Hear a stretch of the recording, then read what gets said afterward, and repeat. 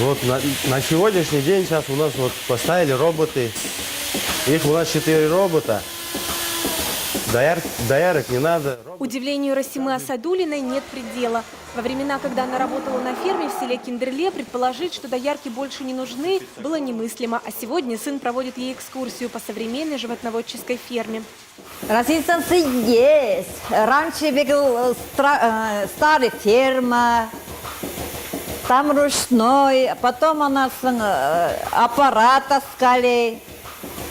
Кормить надо сенаж, корм и витамин. Тяжелый труд сменился на высокие технологии. Прогресс, да и только, восхищается пенсионерка. Она проработала здесь всю жизнь и нисколько не жалеет. На ее глазах сельское хозяйство процветало, увядало и снова расцвело. Сегодня уже с сыном она идет по телятнику, где прошли ее последние 15 лет на ферме.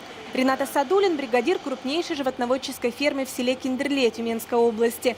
Его рабочий день начинается в 7 утра. Первым делом узнает показатели надоев, состояние поголовья и коровников. Затем сам лично обходит всю ферму.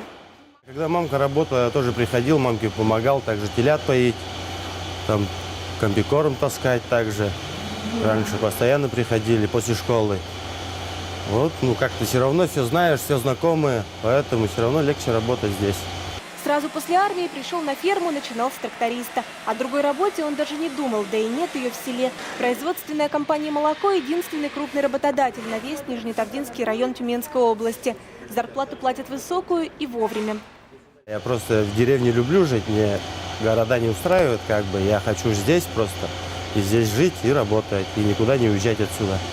Здесь же женился, воспитывает с супругой 4 детей. А за семейным столом в гостях у мамы уже по привычке разговоры о той же ферме. София Хайруллина, Рамиль Нигматуллин, ТНВ, Тюменская область.